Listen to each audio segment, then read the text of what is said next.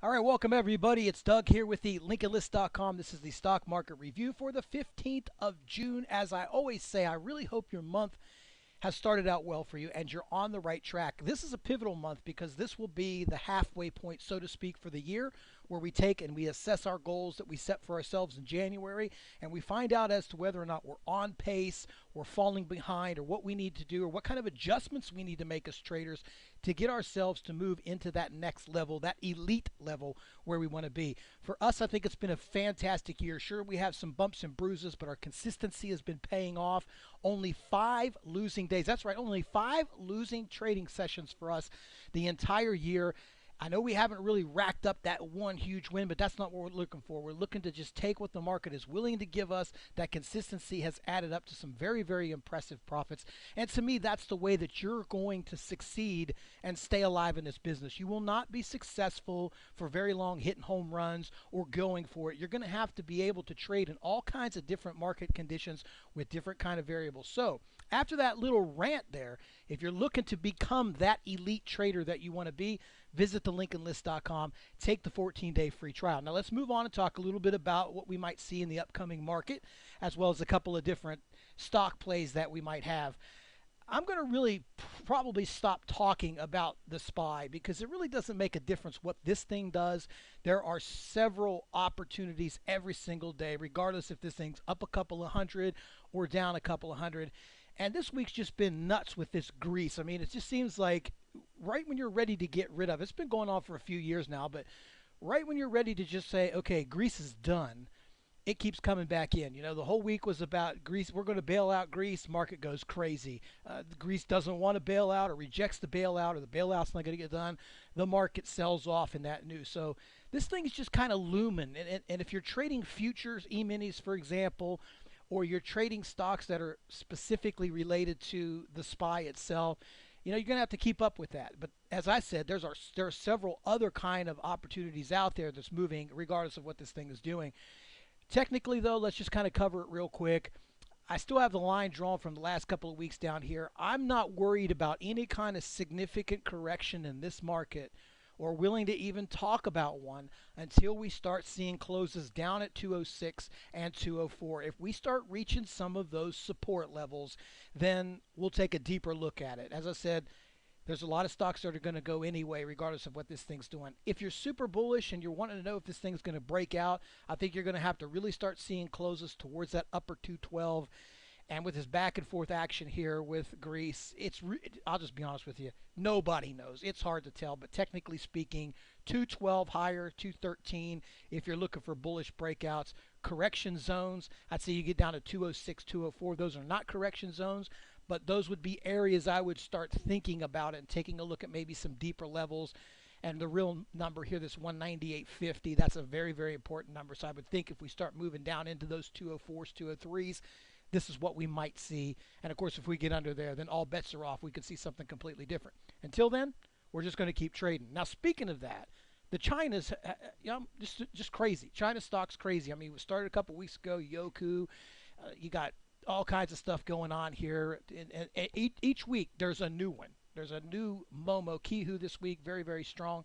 But I'm going to take a look at an old friend here, which is MOBI. I mean, I haven't seen this stock creep back up for a couple years now. And it was just a matter of time before this thing just kind of come into the mix here a little bit.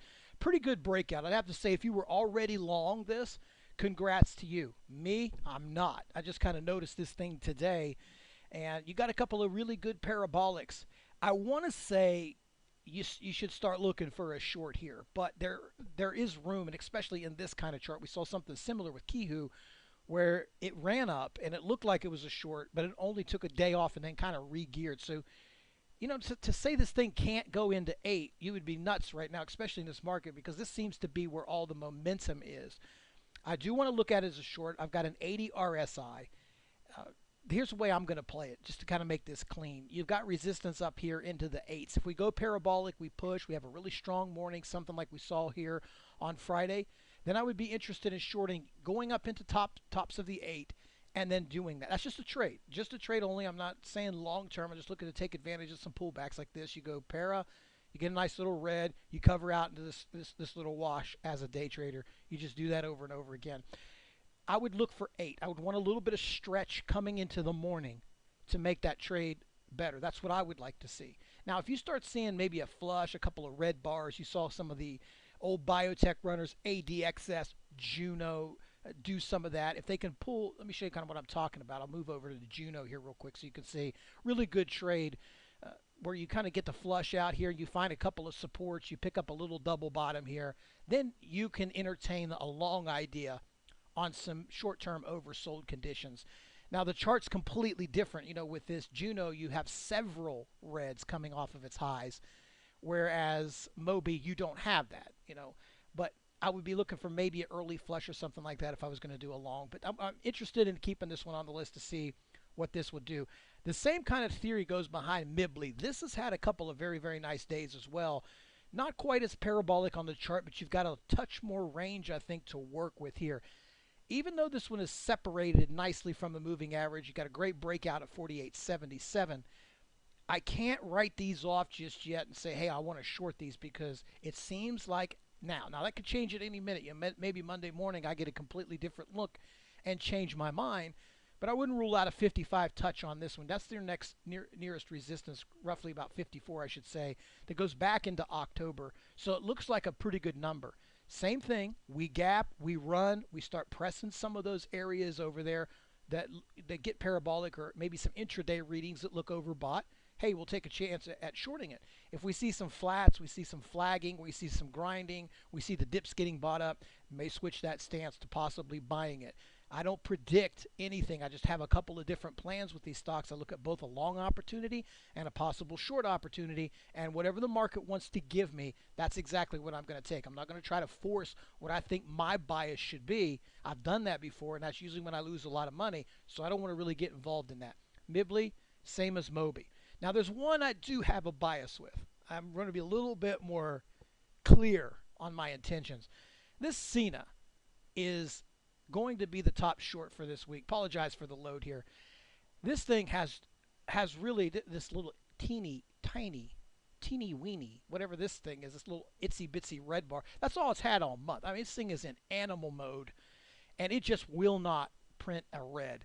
You're an 83 RSI, so I mean, technically we've seen a lot worse, right? We've seen VLTC put in much higher percentage movements, but this thing has just been going on and on. And I think that if your trading plan is to buy this now for an investment, you're out of your mind. I mean, maybe I'll be the one that's stupid for saying that, but this is a terrible place to buy a stock that's already moved from 43, almost 20 bucks in the last 2 weeks. You know, the normal range in this thing, it's outrageous. If you just wait, you'll get a much better price. I mean, we've seen stocks like this, but it doesn't necessarily mean that it won't go up, right? I mean, everybody was slamming on HRTX and RXDX. We saw some great finance pricing with these, and these look like they were going to go down. We talked about them last week.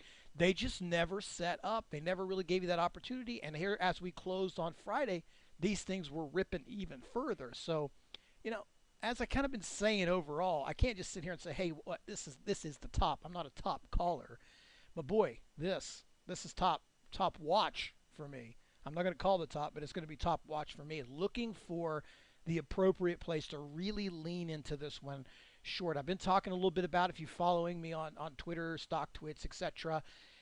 I've been looking at it for 2 days. I just never really got the look yet that I wanted to just say, all right, I'm ready to pull the trigger.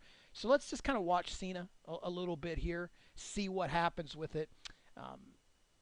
Again, a big para, you go right here after hours, you got some 61 prints. We'll see how this looks on Monday, but maybe 65, who knows? Let's just watch it, see what kind of paras come out of this thing, see what the action tells us, and then really want to look at this one going into Monday. So I'm going to leave it at that, because that should be enough to give you a little benchmark. There's tons of great stuff out there.